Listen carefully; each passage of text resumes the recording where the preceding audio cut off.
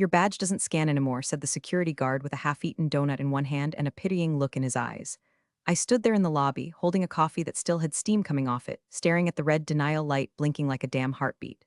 My name, Rachel Thomas, flashed once on the terminal and vanished. No warning, no heads up, just erased. A ghost in the building I helped build.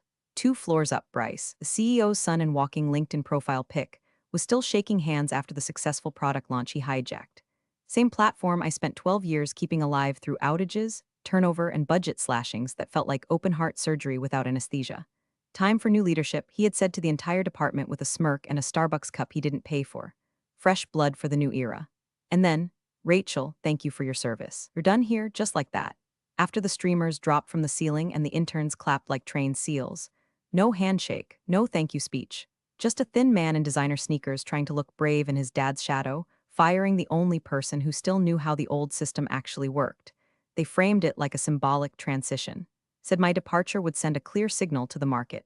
Sure, like firing your mechanic after your car starts for the first time in years. HR, all flustered, shoved a separation letter into my hands. No box to pack, no cake in the break room. Just a document missing one tiny thing, my signature. I noticed, they didn't. I folded it neatly and slid it into my purse like a napkin from a murder scene. And hey, if you've made it this far, do me one favor, hit subscribe, maybe even like the story. Keeps the stories rolling and the algorithms from thinking I've disappeared like my job did. Trust me, we've got a lot more to unpack. Back at my desk, no one said a word. Even Jasper, my junior dev who used to bring me Diet Dr. Pepper every Friday, suddenly couldn't make eye contact. He stared hard at his keyboard like it held the secrets of the universe. I pulled out my succulent plant, unplugged the charger I brought from home, and tucked the small ceramic coffee mug my daughter made in 4th grade into my tote. The one with the uneven sides and the word MOM carved in a wobble. 12 years, gone in 12 minutes. I passed Bryce on my way out. He didn't say a thing, just nodded like he was sealing a business deal and not gutting the only brain left in the building that still knew what the word recertification meant. And I didn't fight, didn't scream, didn't cry. I walked out calm. But I didn't go home, not right away. Instead, I drove to the library, sat at one of those cold metal desks with a sticky keyboard, and logged into my old terminal through the back door I wrote myself 6 years ago. Funny how legacy access isn't a concern when you're the one who built the legacy. They'd forgotten that the federal grant software, the one that funded their shiny product, I wrote the compliance module. I pulled up the certification logs, scanned the approval forms. Clause 6.7d, all recertifications must be signed by the original primary signatory unless deceased or incapacitated. I wasn't dead. I clicked View History. My name, Rachel Thomas, was still there, tagged on every submission since the project's inception, quarter after quarter, certification after certification. And the new launch? The one Bryce just danced through like he was on a goddamn IPO stage, still pending federal recertification, still waiting on one required field. Mine, they thought I was a relic, a leftover, some back-office dinosaur dragging down the new wave, but I was the lock, and they just threw away the only key. So I leaned back in that broken library chair, cracked my knuckles, and smiled for the first time all day. Let's see how far Bryce gets when the oxygen starts running out. I didn't cry. I didn't scream, throw plates, or post cryptic memes about betrayal on Facebook like Karen from finance did when her dog died. I just walked into my apartment, shut the door, took off my badge like it was a tumor, and set it on the table next to the unopened mail and a half-dead poinsettia from last Christmas. Sat on the couch like someone who just survived a slow-motion car crash. No airbags, just glass in the teeth. The silence was worse than any insult. The clock ticked like it had a grudge. The fridge made that weird buzzing sound again. And the light from my old dual-monitor setup blinked in the corner of the room, like it remembered what we used to be. 12 years of late nights, log files, and duct tape code, and now all that was left of me was a beige Cisco laptop humming under a pile of post-its and rejection letters from other jobs I never had time to apply to. I didn't pour wine. I didn't call my sister. I didn't even take off my shoes. I just sat down, cracked my neck, and typed in the override key I hadn't used in 5 years. The terminal wheezed like an old dog getting up for one last run. And there it was, the federal R&D grant file, 42 PDFs, 9 XML schema docs, a backend login portal still tied to the Department of Innovation's testbed. I opened the main compliance tracker, credentials valid, no flags, Bryce never revoked them. Clause 6.7d wasn't even hidden, it was right there on the front page of the certification schema, bolded like a neon middle finger. All quarterly and milestone recertifications must be signed by the designated primary signatory on record unless legally deceased or medically incapacitated. Delegation not permitted. I read it twice. Then again, and then I laughed. Not a full laugh, more like a rusty chuckle through clenched teeth, because they really thought I was gone. that they could wipe me from the system like a bad patch file and keep the funding humming. As if I hadn't sat in that soul-sucking government meeting 3 years ago and personally insisted that clause get added. I had fought for it, because no one else wanted to be on the hook if something went wrong. And now that hook was wrapped around their entire company's throat. I bookmarked the portal, exported the grant logs to a USB the shape of a Hello Kitty I got from a conference in 2014. Then I shut the terminal and stared out the window for a solid hour while the streetlights blinked on and the world kept turning like nothing had happened. But something had happened. And somewhere downtown, Bryce was probably popping champagne and high-fiving the dev team for pushing the launch button on a system he couldn't spell. I opened a blank notepad and started writing down every place my credentials still touched. Audit logs, deployment certs, compliance portals, and of course, the core API key for the grant's secure data pipeline. They'd hard-coded my ID into half the back end. It was easier at the time. Cleaner. Now it was a noose.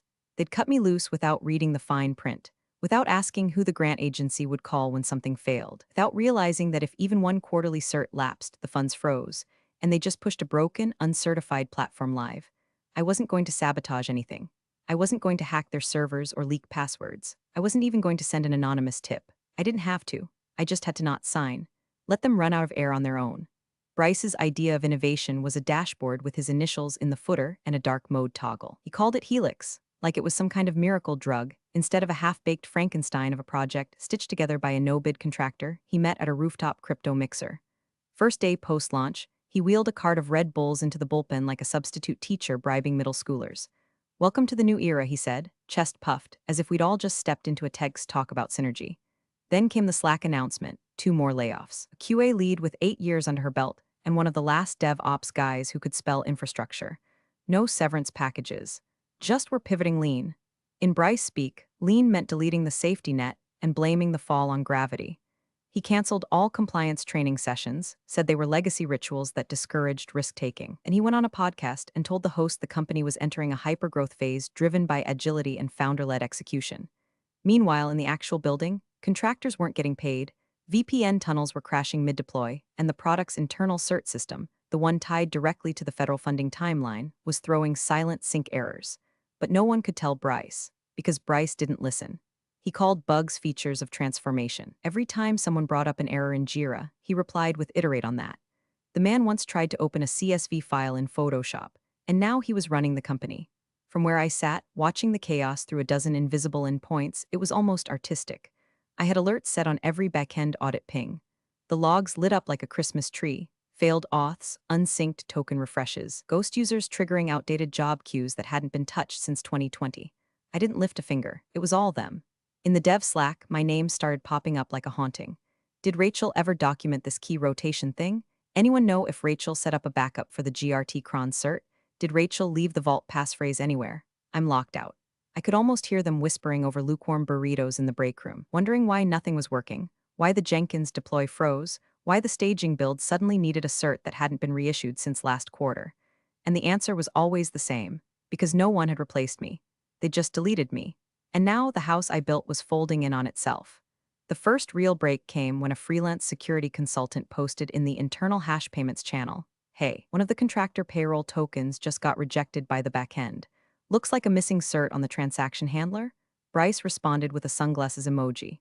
A sunglasses emoji. That Friday, 3 engineers didn't get paid. Finance blamed HR. HR blamed IT. IT said the system was still settling in.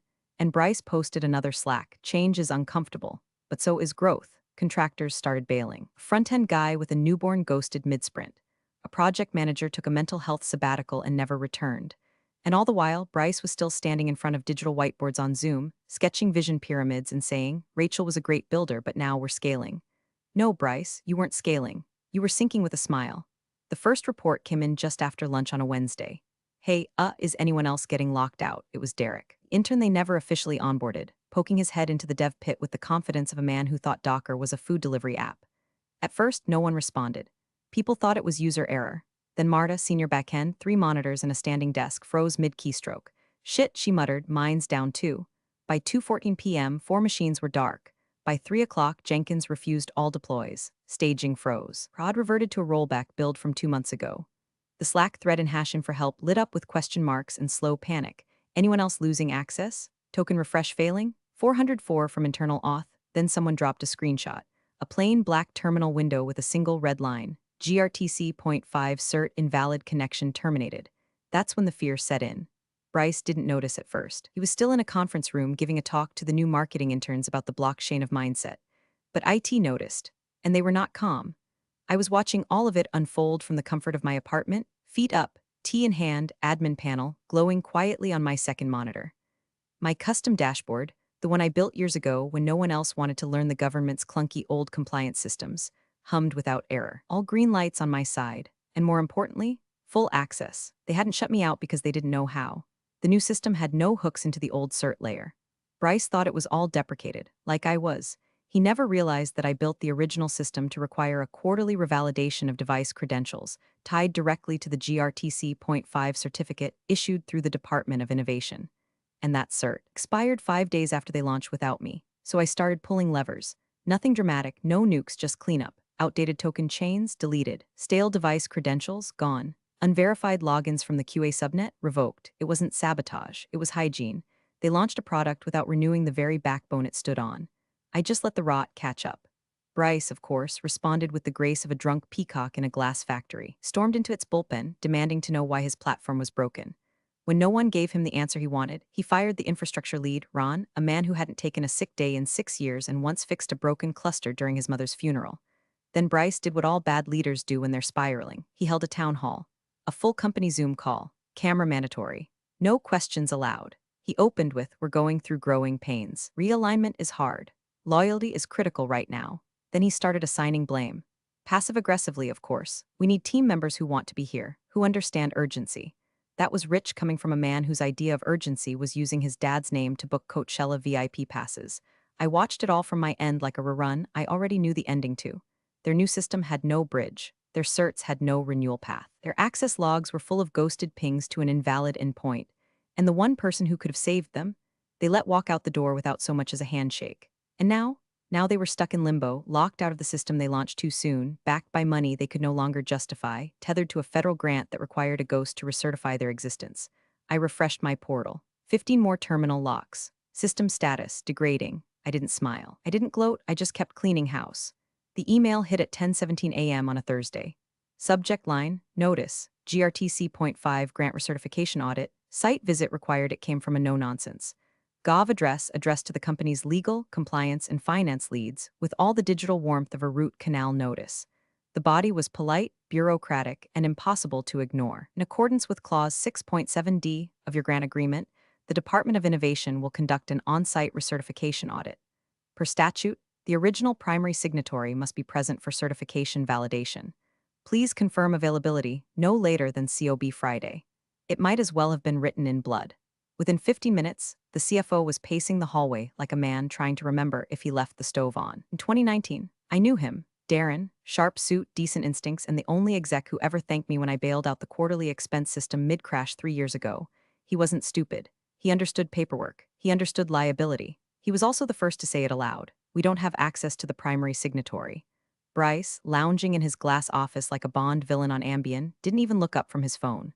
"So, just sign it, one of you?" Darren froze. "We can't." Rachel was the designated signatory on the grant. "It's baked into the approval chain. You can't override that." Bryce waved a hand like he was dismissing a mosquito. "Okay, so we make a new form, resubmit, whatever." A junior legal associate, who looked like she still used Snapchat to flirt, mumbled from the corner. Clause 6.7d states that substitutions are only allowed if the signatory is deceased or legally incapacitated. Bryce rolled his eyes. "Well, she's gone, isn't she?" "Gone isn't the same as dead," Darren said, rubbing his forehead. "She's still listed as active in the government cert portal." That's when the CEO walked in. Mr. Monarch himself, the man who once told me in a review that I had too much brain for a back-end role but never once said that in front of a board member. He strolled in with his tie crooked and his golf tan peeling. "Let's not overthink this," he said. "We'll fix it. We always do." Bryce smirked and nodded like it was divine prophecy. But Darren didn't relax, not this time. He picked up the phone and called legal, then compliance. Then HR. I watched it all. Tapped into a leftover calendar API I still had admin-level access to. Within an hour, 8 emergency meetings popped up, all titled some variation of R. Thomas Access. They were panicking. Meanwhile, I was refilling my tea. Because 3 hours earlier, I'd gotten a very different email. This one from my new employer. Hi, Rachel. The audit team has been assigned a site visit for your previous employer under the GRTC Point 5 grant you originally certified. Given your new role, we'd like you to be present during the recertification. You will not be required to engage beyond confirming the signature record, but your presence will be noted as official. There was a smiley face at the end. I stared at it for a long time, not because I was nervous, not even because I was surprised, but because the moment I knew would come, the moment I engineered into every line of that damn system when I wrote it, was here. I was no longer a ghost. I was the firewall, and they were going to have to look me in the eye. The board meeting was supposed to be routine, last check-in before the audit. A formality, a photo op, maybe some empty praise to Bryce for steering the ship. But by the time they hit slide 3 of the deck, the room had the energy of a sinking cruise ship ballroom. The problem started with a simple question from the CFO. Can someone walk us through the audit trail from last quarter's submission? Silence. Finance had been trying to access the GRTC Point 5 logs since Monday. Every request came back blank, or worse, archived data with mismatched checksums. The compliance team swore they had backups. IT swore they handed over the right keys. Legal just stared at their tablets like the answers might materialize if they blinked hard enough. The CTO, visibly sweating through his collar, finally spoke. Who was maintaining the compliance log infrastructure? More silence. The kind that settles like wet ash. Bryce cleared his throat and said, Rachel set it up, but I assumed it was handed off. To who? Asked the board chair, eyebrows raised. Bryce's mouth opened, then closed, then opened again, like a goldfish choking on a paperclip. The CTO flipped open his laptop, typing furiously. I'm checking the system registry now. There's got to be a credential rotation. He stopped mid-sentence. Her name's still on it, he muttered. Everyone turned. She's still listed as the active signatory in the grant portal, he added, blinking. The board chair leaned forward. Meaning what exactly? Bryce looked like he was trying to fake a yawn. It just hasn't been updated. Fix it before the audit. The CFO cut in. You can't fix a federal database with a damn browser refresh, Bryce. It's immutable once approved. Darren pulled out a printout from the portal and slid it across the table. There it was in plain black ink, primary signatory, Rachel Thomas, status, active. Someone whispered shit and no one even flinched. The CTO kept typing. I'm trying to reverse engineer her log structure, but it's custom. It's not documented. Looks like she built a compliance overlay that merged with our internal tooling. So you can't access it? A board member asked. Not without her credentials, the CTO admitted. Bryce slammed his pen down. Why didn't anyone flag this sooner? Darren didn't even look at him. We did. You told us to iterate on it. The CEO, arms crossed, tried to diffuse. Let's not assign blame. We just need solutions. Let's call her in. Have her sign, smooth it over. Sir Darren said slowly, she doesn't work for us anymore. She works for them. Nobody spoke after that. Meanwhile, I was at home, steaming a dress shirt I hadn't worn since the last all hands. My badge from the Department of Innovation lay on the table next to it, clipped to a fresh lanyard. My suitcase was packed. Laptop clean, notes printed. I wasn't nervous. I wasn't angry. I was ready. I'd spent the last 3 nights checking and rechecking the original portal submission sequence, making sure nothing could be retrofitted, no signatures forged, no clever last-minute tech fix that could thread the needle without me. There wasn't. That's the thing about compliance. Either it's clean or it's dead. I checked the dashboard one last time. My name glowed at the top of the cert tree like a scar they couldn't laser off. The final sync from their system had failed. Their credentials were locked. The timer was ticking. And tomorrow I walked through their front door again, not as an employee, but as the only person who could save them from what they built. The boardroom had been scrubbed clean.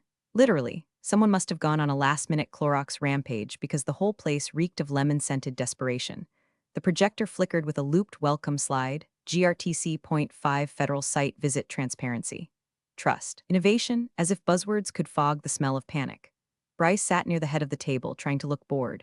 One foot propped up on the crossbar of his chair, thumb lazily scrolling through emails on his phone like this was just another investor check-in. The CEO sat to his right, hands folded over a notepad he wouldn't open. CFO on the left, jaw tight, tapping a capped pen like a detonator. The rest of the board was scattered around the table, too many ties, many fake smiles, not enough understanding of what was about to happen. At 9:03 a.m., the door opened. He didn't walk in, he arrived. Gray suit, clipboard in hand, no laptop, no tech flair, just old-school government steel.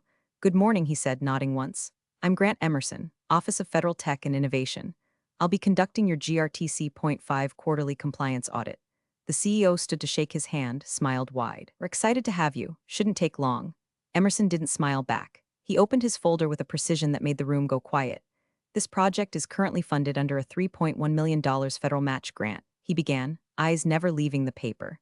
As part of your ongoing obligations, your platform's most recent deployment must be recertified for compliance.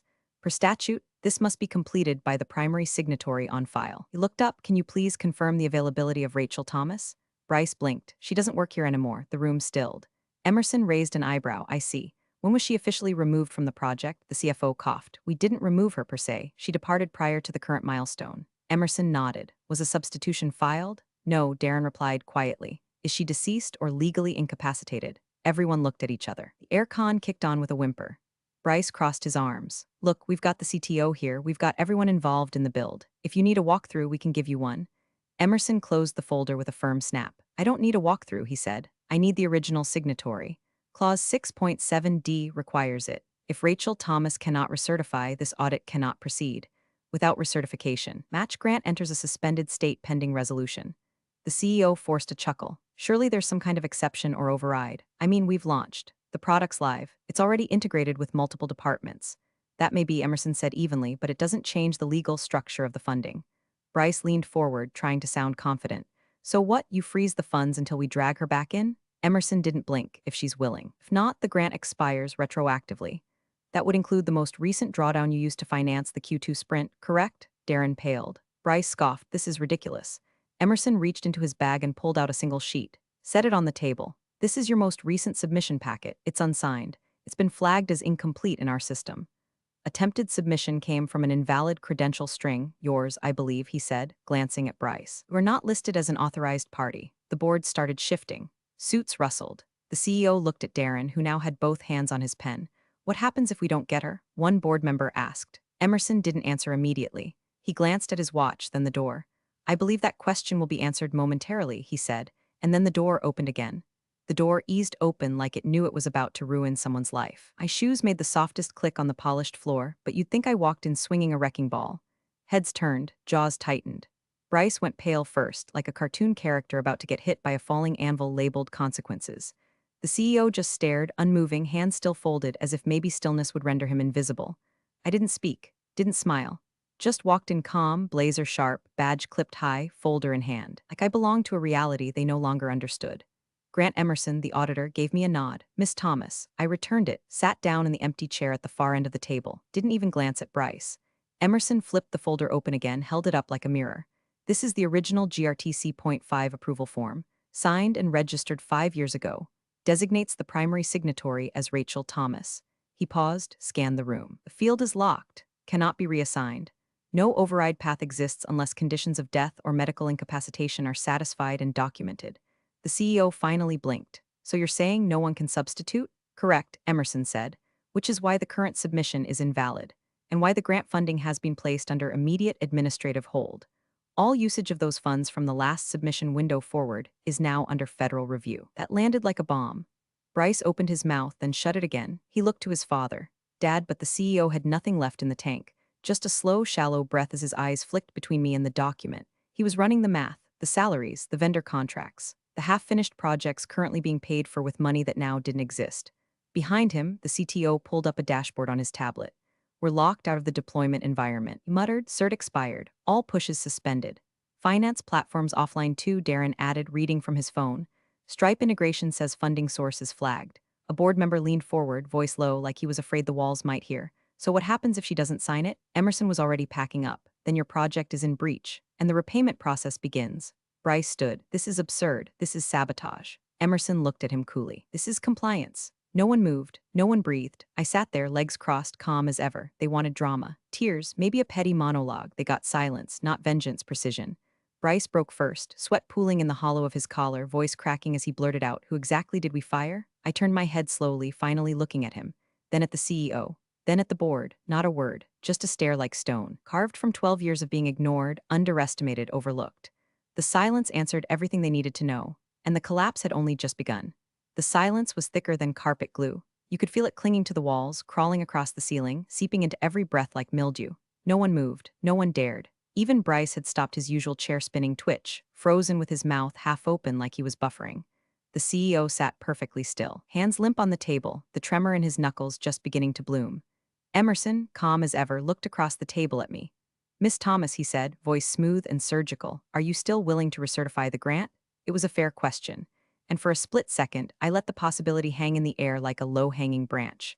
Let them imagine a world where I was still reachable, still persuadable, still the kind of woman they could ask things of. And I reached into my folder, pulled out a single sheet, slid it forward with a practiced grace, and watched every eye in the room track it like a missile.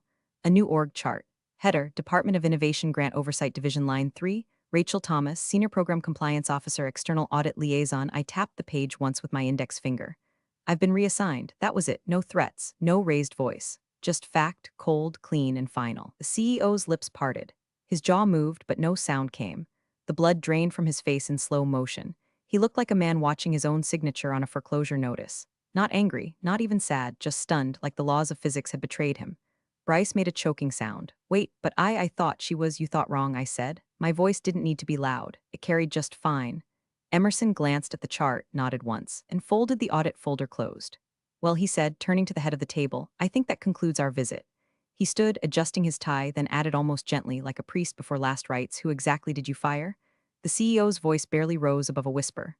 Oh my God, and there it was. No explosion, no breakdown. Just collapse, the silent, airless kind that happens when someone finally realizes they've built their empire on sand. And the tide's already come in. I stood, clipped my federal badge back to my blazer, and pushed in my chair like I hadn't just detonated their financial lungs. No handshake, no goodbye. I walked past Bryce without a glance, past the CEO without a nod, past the board without acknowledgement. Out the door, down the hall, through the lobby, and into sunlight. For the first time in 12 years, I wasn't leaving under someone else's orders. This time, I walked out on my terms. And the badge on my lapel? It opened more doors than any of them ever could. You're the real MVPs of the office jungle. Thanks for watching. Smash that subscribe button, or the coffee pot might just forget your next brew.